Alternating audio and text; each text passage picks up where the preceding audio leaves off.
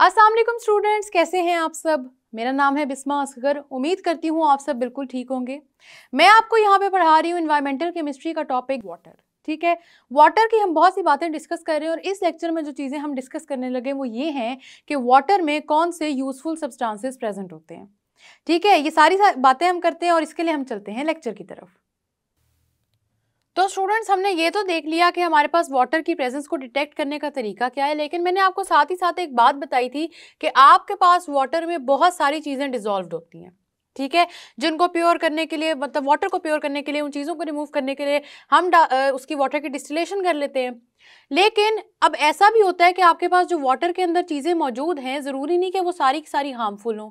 कुछ चीज़ें ऐसी भी होती हैं कि जो यूज़फुल होती हैं, जो बेनिफिशियल होती हैं, हेल्थ के लिए ज़रूरी होती हैं। ठीक है, अब आप सबने याद रखना है कि जो हम वो सब्सटेंसेस पढ़ने लगे हैं जो नेचुरल वाटर में प्रेजेंट हैं और जो अच्छे होते हैं, हार्मफुल नहीं होते। ठीक हो गया। अब उन सब्सटेंसेस की बात करेंगे और उन सब्सटेंसेस में स्टूडेंट सबसे पहला जो कॉन्सेप्ट आता है वो आता है डिजॉल्व्ड ऑक्सीजन का। ठीक है, डिजॉल्व्ड ऑक्सीजन का हमारा पहला कॉन्सेप्ट है और डिजॉल्व्ड ऑक्सीजन पे हमने बात करनी है। और क्या बात करनी है स्टूडेंट्स, हमारे पास डिजॉल्व्ड ऑक्सीजन का मतलब ये है, बहुत ही आसान लफ्जों में, कि वाटर के अंदर कितनी ऑक्सीजन डिजॉल्व हुई हुई है। ठीक हो गया। अब वाटर की बात करते हैं तो वाटर की बात करने से साथ साथ हम बात कर लेते हैं एक्वेटिक लाइफ की। लाइफ अंडर सी, ओशन, जहाँ पे भी पानी मौजूद है, जिस पानी के अंदर एक्वेटिक लाइफ है, मतलब एक्वेटिक प्लांट्स और एनिमल्स हैं, जिसमें फ़िश आ जाती हैं। और बाकी आपके पास फ़िश का नाम है इसलिए ताकि आपको याद आ जाए कि एक्वेटिक लाइफ का क्या मतलब है। अब उस पानी में क्योंकि जानदार मौजूद हैं, लिविंग ऑर्गेनिजम्स मौजूद हैं, उनको अब सांस लेने के लिए, जाहिर सी बात है, जीने के लिए कुछ गैसेस की ज़रूरत तो है ना, जिस तरह हम लोगों को है। ठीक है, अब हमारी रेस्पिरेशन के लिए क्या चीज़ इंपॉर्टेंट है कि हमारे पास ऑक्सीजन हो। इसी तरह सिर्फ ह्यूमन बींग्स की रिक्वायरमेंट नहीं है ऑक्सीजन, एक्वेटिक एनिमल्स की भी रिक्वायरमेंट है और लैंड एनिमल्स की, एनिमल्स जितने भी होते हैं ना, उन सब की रिक्वायरमेंट होती है ऑक्सीजन। ठीक है, साथ ही साथ ह्यूमन बींग्स की भी रिक्वायरमेंट है। हम बात करें एक्वेटिक एनिमल्स की। एक्वेटिक एनिमल्स को भी स्टूडेंट्स क्योंकि ऑक्सीजन की ज़रूरत है, ऑक्सीजन वाटर में होगी तभी तो उनको मिलेगी। ठीक है, जिस तरह हम रह रहे हैं, हमारा इन्वायरमेंट क्या है, हमारा इन्वायरमेंट है ये एटमॉस्फेयर, हवा। ठीक है, हवा में ऑक्सीजन मौजूद होती है, इसी वजह से हम इसमें सांस ले पाते हैं। अब जो एक्वेटिक एनिमल्स हैं उनका एनवायरनमेंट है वो पानी, जिसके अंदर वो रह रहे हैं। ठीक है, वो पानी उनका एनवायरनमेंट है, इसलिए ज़रूरी है कि उनके एनवायरनमेंट में भी ऑक्सीजन मौजूद हो, जिस तरह हमारे एनवायरनमेंट में ऑक्सीजन मौजूद है। समझ आ रही है ये बात। अब उनके एनवायरनमेंट में ऑक्सीजन कैसे आती है? उनके एनवायरनमेंट में स्टूडेंट्स ऑक्सीजन के आने के दो इंपॉर्टेंट तरीके हैं जो आप सबने याद रखना है। पूछा जाए जब भी कि डिजॉल्व्ड ऑक्सीजन कहाँ से आती है पानी के अंदर, डिजॉल्व्ड ऑक्सीजन किधर से आती है स्टूडेंट्स? डिजॉल्व्ड ऑक्सीजन का सबसे पहला फिनोमिना है फोटोसिंथेसिस। बहुत डिटेल में बहुत दफ़ा बात कर चुके हैं फोटोसिंथेसिस की। यहाँ पे सिर्फ मैं आपको समराइज करके बता देती हूँ कि प्लांट्स अपना फूड बनाएंगे, फूड बना के प्लांट्स क्या करेंगे, कार्बन डाइऑक्साइड इनहेल कर लेंगे, ऑक्सीजन बाय प्रोडक्ट के तौर पे एक्सहेल कर देंगे।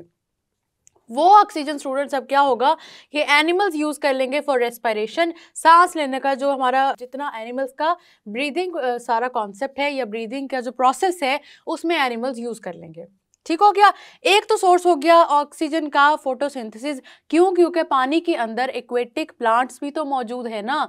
जिस तरह लैंड एनिमल्स को ऑक्सीजन की ज़रूरत है, लैंड प्लांट्स को कार्बन डाइऑक्साइड की ज़रूरत है, सेम इसी तरह एक्वेटिक एनिमल्स और प्लांट्स भी हैं। एक्वेटिक एनिमल्स को ऑक्सीजन की ज़रूरत है, एक्वेटिक प्लांट्स को कार्बन डाइऑक्साइड की ज़रूरत है। ठीक है, अब जो उनको कार्बन डाइऑक्साइड की ज़रूरत थी प्लांट्स को, उन्होंने अपना फूड बनाया, ऑक्सीजन को एक्सहेल कर दिया, उसको एज अ बाय प्रोडक्ट निकाल दिया। अब जितने एक्वेटिक एनिमल्स हैं स्टूडेंट्स, उन सबको वाटर के अंदर ऑक्सीजन मिल गई उन प्लांट्स के बाय प्रोडक्ट के थ्रू। ठीक हो गया।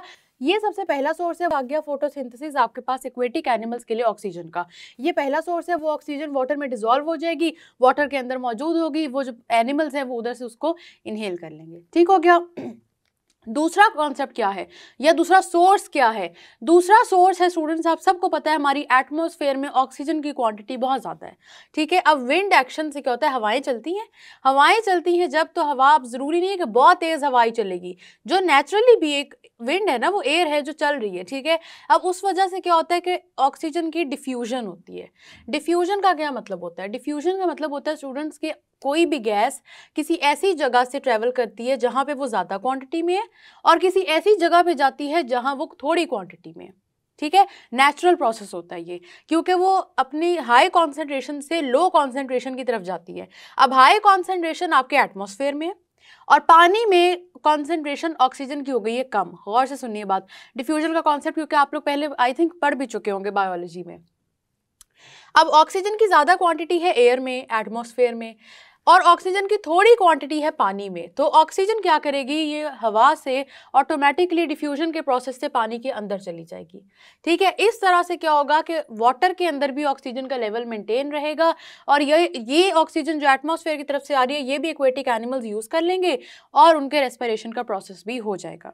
तो ये बातें समझ में आई कि डिजॉल्व्ड ऑक्सीजन का क्या मतलब होता है। डिजॉल्व्ड गैसेस होती है वाटर के अंदर, जो कि गैसेस में कार्बन डाइऑक्साइड भी होनी ज़रूरी है, कार्बन डाइऑक्साइड की प्लांट्स को ज़रूरत होती है। साथ ही साथ डिजॉल्व्ड ऑक्सीजन स्पेशली मैंने इसलिए लिखा है क्योंकि ये कॉन्सेप्ट बहुत ज़्यादा यूज़ किया जाता है कि वाटर में डिजॉल्व्ड ऑक्सीजन का एक कॉन्सेप्ट है। क्या मतलब है, ईजी वर्ड्स में मैंने आपको समझा दिया है। ठीक है, अब जो डिजॉल्व्ड ऑक्सीजन होती है ना स्टूडेंट्स, ये दो फैक्टर्स पर डिपेंड कर रही होती है। एक तो ये कि वाटर का टेम्परेचर क्या है। ठीक है, टेम्परेचर ज़्यादा कम होने से भी ऑक्सीजन की कॉन्सेंट्रेशन में चेंज आ सकता है। साथ ही साथ वाटर सॉल्ट वाटर है या फ्रेश वाटर है, इन पे भी डिपेंड कर रही होती है। इनकी डिटेल में हमने नहीं जाना कि क्यों इन पे डिपेंड कर रही होती है, क्या रीज़न है। हमें सिर्फ ये पता होना चाहिए कि डिजॉल्व्ड ऑक्सीजन दो कॉन्सेप्ट्स पे डिपेंड कर रही है। हम यहाँ पे ये नहीं पढ़ रहे कि कहाँ पे ज़्यादा क्वांटिटी है गैसेस की, कहाँ पे वाटर ज़्यादा है, कहाँ पे वाटर अच्छा है, कहाँ पे वाटर बुरा है। हम सिर्फ ये पढ़ रहे हैं कि आपके पास वाटर में कौन कौन सी इंपॉर्टेंट चीज़ें हैं। तो कौन सी इंपॉर्टेंट चीज़ है, ऑक्सीजन है, और ऑक्सीजन की क्वांटिटी वाटर के अंदर किन चीज़ों पे डिपेंड करिए, टेम्परेचर पे और इस बात पे कि सॉल्ट वाटर है या फ्रेश वाटर। बस ये कॉन्सेप्ट आपको आना चाहिए, इतनी चीज़ याद रख लेंगे तो ये कॉन्सेप्ट आपका यूँ समझे बात क्लियर होगी। इससे ज़्यादा आपको समझने की ज़रूरत नहीं है, ये बात सिर्फ आपको समझ आनी चाहिए। अब स्टूडेंट्स हम अगली चीज़ की, ऑक्सीजन का कॉन्सेप्ट हमारा ख़त्म हो गया। ठीक है, अगली चीज़ की बात कर लेते हैं, वो है मेटालिक कंपाउंड्स, मेटल्स। ठीक है, ऐसे कंपाउंड्स जिसके अंदर मेटल मौजूद है। ठीक हो गया। अब मेटल कहाँ से आते हैं, देखिए रॉक्स हैं, मिनरल्स हैं, आप सबको पता है ऑलरेडी, क्योंकि हमने ये ऑलरेडी चीज़ें पढ़ी भी हुई हैं और ज्योग्राफी वगैरह में भी हमने पढ़ा हुआ है कि आपके पास जो अर्थ के रॉक्स वाला पार्ट होता है उसके अंदर मिनरल्स मौजूद होते हैं। ठीक हो गया। रॉक्स के ऊपर से जैसे ही स्टूडेंट्स वाटर पास करेगा तो वाटर क्या करेगा, इन मिनरल्स को अपने अंदर डिजॉल्व कर लेगा। ये बात समझ में आ रही है कि रॉक के ऊपर से वाटर पास करेगा, वाटर इन मिनरल्स को अपने अंदर डिसॉल्व कर लेगा। मिनरल्स कौन से, मिनरल्स क्या चीज़ें होती है, मिनरल मेटालिक कंपाउंड्स होते हैं। इजी वर्ड्स में यहाँ पे लिखा हुआ है कि मिनरल्स मेटालिक कंपाउंड्स हैं। ठीक है, मेटल्स हैं, मेटालिक कंपाउंड्स हैं जिनको मिनरल्स कहते हैं। और क्या होता है कि वाटर रॉक से जैसे ही पास करता है उसको अपने अंदर एब्जॉर्ब कर लेता है। अब आपके माइंड में क्वेश्चन आएगा कि मेटल्स का हमने बहुत दफ़ा जिक्र किया और हमने हमेशा कहा कि मेटल आपकी बॉडी में ज़्यादा अच्छे नहीं होते, ज़्यादा नहीं चाहिए होते हैं। बिल्कुल ऐसी बात है, लेकिन आपकी बॉडी को ट्रेस अमाउंट ज़रूर चाहिए होती है। ठीक हो गया। ट्रेस अमाउंट का क्या मतलब होता है, मैंने आपको एक कॉन्सेप्ट पढ़ाया था माइक्रो न्यूट्रिएंट का, याद है आप सबको, माइक्रो न्यूट्रिएंट। माइक्रो न्यूट्रिएंट का स्टूडेंट्स मतलब ही ये होता है कि ऐसा कोई न्यूट्रिएंट जो कि थोड़ी क्वांटिटी में बॉडी को ज़रूरत है जिसकी। ठीक है, माइक्रो न्यूट्रिएंट का कॉन्सेप्ट आता है ट्रेस अमाउंट्स में। अब आपके पास सॉल्ट्स हो सकते हैं, किसी भी तरह के सॉल्ट्स हो सकते हैं, लेकिन इनकी बहुत थोड़ी अमाउंट की बॉडी को भी ज़रूरत है। ये आप सोच रहे होंगे, ये जो मैंने कैल्शियम और मैग्नीशियम सॉल्ट्स लिखे, ये सिर्फ मैंने बताया कि ऐसे मिनरल्स होते हैं जो कि वाटर में डिजॉल्व हो जाते हैं। क्यों मैंने इस पर डिटेल नहीं बताई, क्योंकि हम इसके सॉल्ट्स पढ़ चुके हैं जब हमने सॉफ्ट और हार्ड वाटर पढ़ा था। ठीक है, अब बॉडी को जिन मिनरल्स की ज़रूरत है ना, वो मिनरल्स होते हैं जो ट्रेस अमाउंट्स में चाहिए होते हैं। मतलब ये कि आपकी बॉडी को इन मेटालिक कंपाउंड्स की ज़रूरत तो है, लेकिन बहुत ज़्यादा ज़रूरत नहीं है।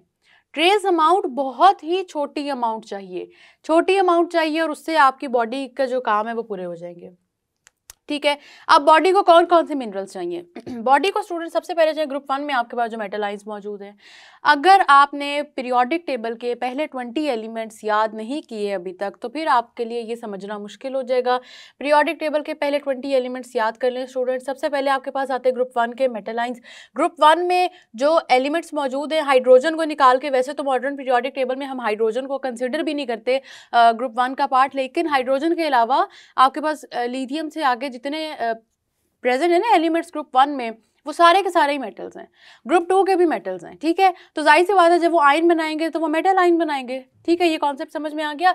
अब ग्रुप 1 के मेटल्स हैं सोडियम और पोटेशियम, इनकी बॉडी को ज़रूरत होती है।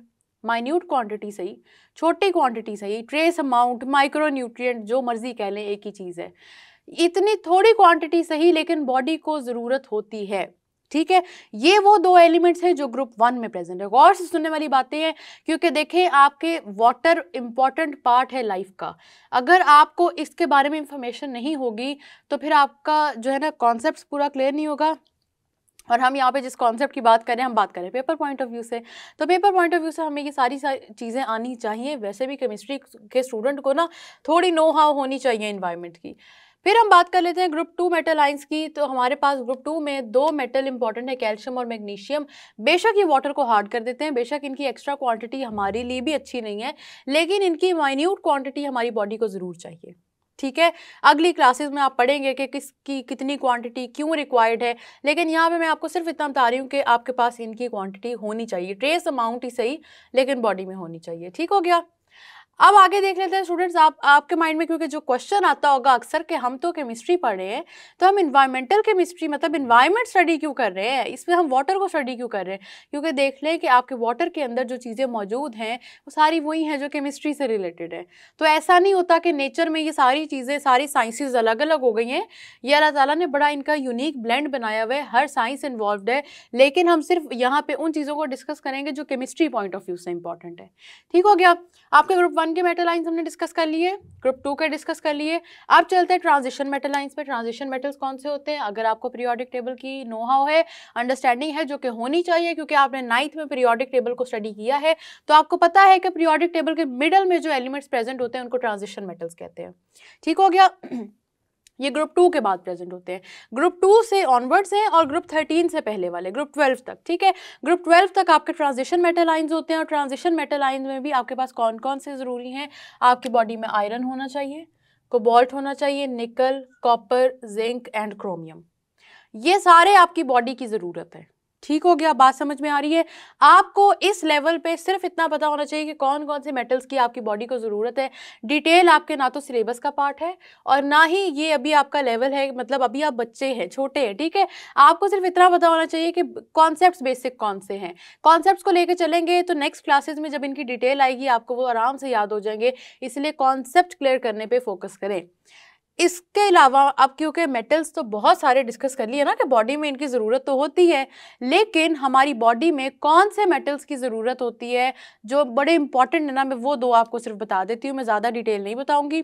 कैल्शियम की स्टूडेंट्स बार बार डिस्कस किया है कि कैल्शियम की ज़रूरत होती है बोन्स में, टीथ में। ठीक हो गया, मैंने यहाँ पे सपोर्ट्स बोन्स लिखा हुआ है, लेकिन ये टीथ में ज़रूरत होती है आपकी बॉडी के बोनी स्ट्रक्चर को। ठीक है, बोनी स्ट्रक्चर को कैल्शियम सपोर्ट करता है। ठीक हो गया, बोनी स्ट्रक्चर की जो स्ट्रेंथ आती है ना वो भी कैल्शियम की तरफ से आती है। बात समझ में आ गई? साथ ही साथ आयरन Fe करके लिखते हैं। ठीक है, Fe करके लिखते हैं। जब आयरन की बात कर लेते हैं, आयरन भी एक मेटल है। कौन सा मेटल है? आयरन आपके पास ट्रांजिशन मेटल है। ठीक है, ये चीज़ें साथ साथ कोरिलेट करके पढ़ा करें, याद रहनी चाहिए, इंपॉर्टेंट चीज़ें। ठीक है, अब ट्रांजिशन मेटल है और ये बॉडी में क्यों चाहिए? बॉडी में चाहिए हीमोग्लोबिन की प्रोडक्शन के लिए। हीमोग्लोबिन क्या चीज़ है? आरबीसीज, आपकी बॉडी के रेड ब्लड सेल्स एक अपने साथ मॉलिक्यूल कैरी करते हैं जिसको कहते हैं हीमोग्लोबिन। ये हीमोग्लोबिन किस चीज़ के लिए रिस्पॉन्सिबल होता है? ये हीमोग्लोबिन स्टूडेंट्स क्या करता है? ये आपकी बॉडी में ऑक्सीजन को कैरी करता है। ठीक है, लंग्स की तरफ ब्लड जाएगा, ब्लड सर्कुलेट करता है ना वेन्स और आर्टरीज में, ये ब्लड अब लंग्स की तरफ जाएगा। वहाँ पे लंग्स में आपने सांस लिया, ऑक्सीजन अंदर गई, लंग्स में चली गई ऑक्सीजन। लंग्स में जो ऑक्सीजन प्रेजेंट है, ये हीमोग्लोबिन उस ऑक्सीजन को अपने साथ अटैच कर लेगा, और अपने साथ अटैच करने के बाद उसके साथ पूरी बॉडी में ट्रैवल करेगा, और जहाँ जहाँ ऑक्सीजन की कमी होगी वहाँ वहाँ ये ऑक्सीजन जाके प्रोवाइड कर देगा। ये बात समझ में आ रही है? तो आपके पास एक कंपाउंड बनता है स्टूडेंट्स जो कि ट्रैवल होता है ऑक्सी हीमोग्लोबिन की फॉर्म में। ठीक है, हीमोग्लोबिन के साथ जब ऑक्सीजन अटैच हो जाता है ना तो हम इसको कहते हैं ऑक्सी हीमोग्लोबिन। इसके अलावा हमने कहाँ पे क्या पढ़ा था? कार्बन मोनोऑक्साइड का भी पढ़ा था कि कार्बन मोनोऑक्साइड भी आपके पास हीमोग्लोबिन के साथ अटैच कर सकती है और ऑक्सीजन से ज़्यादा जल्दी अटैच कर लेती है। ठीक है, तो उसकी वजह से हमने कहा था एयर पॉल्यूशन हो जाती है, वो सारी बातें हमने पढ़ी थी। लेकिन जो इंपॉर्टेंट चीज़ है, हीमोग्लोबिन का वैसे काम कार्बन मोनोऑक्साइड को अपने साथ अटैच करना नहीं है, हीमोग्लोबिन का बेसिकली काम है ऑक्सीजन को अपने साथ अटैच करना। ठीक हो गया, इस तरह से ऑक्सी हीमोग्लोबिन बन जाता है। ऑक्सी हीमोग्लोबिन की ऑक्सीजन अब इस ऑक्सी हीमोग्लोबिन की फॉर्म में पूरी बॉडी में ट्रैवल करती है। जहाँ पर ज़रूरत होती है वहाँ पे क्या होता है कि हीमोग्लोबिन अपने साथ से इस ऑक्सीजन को अलग कर देता है। ठीक है, आपकी बॉडी को जिधर जहाँ पे भी ऑक्सीजन की ज़रूरत होगी ये हीमोग्लोबिन ऑक्सीजन को कर देगा अलग, और इस तरह से आपकी बॉडी को मिल जाएगी ऑक्सीजन जितनी अमाउंट में चाहिए। ठीक है, ये बात समझ में आ रही है कि आपके पास ऑक्सी हीमोग्लोबिन का कॉन्सेप्ट क्या है। तो ये वो चीज़ें हैं जो इंपॉर्टेंट हैं। अगर आयरन आपकी बॉडी में नहीं होगा, हीमोग्लोबिन नहीं बनेगा। हीमोग्लोबिन नहीं बनेगा तो ऑक्सीजन कौन कैरी करेगा? कोई भी नहीं करेगा, क्योंकि हीमोग्लोबिन का काम है, अल्लाह ताला की तरफ से यही हीमोग्लोबिन की फंक्शनिंग ऐसी है कि हीमोग्लोबिन ने कैरी करना है ऑक्सीजन को। तो अगर आयरन की कमी हो जाती है तो इसी वजह से, आयरन की कमी की वजह से कहते हैं ना एनीमिया हो जाता है। वो क्यों होता है? क्योंकि एनीमिया में क्या होता है कि ऑक्सीजन नहीं पहुंच रही होती बॉडी को। ठीक है, बात समझ में आ रही है कि हमारे पास मिनरल्स ज़रूरी हैं, इनकी वजह से बीमारियां नहीं होती। को बहुत सारी डिजीजेस सिर्फ देखिए ट्रेस अमाउंट, माइक्रो न्यूट्रिएंट, छोटी सी अमाउंट चाहिए, लेकिन बहुत सारी बीमारियां सिर्फ इसी वजह से हो जाती है कि बॉडी में ये सही अमाउंट में जा नहीं रहे होते। ठीक हो गया।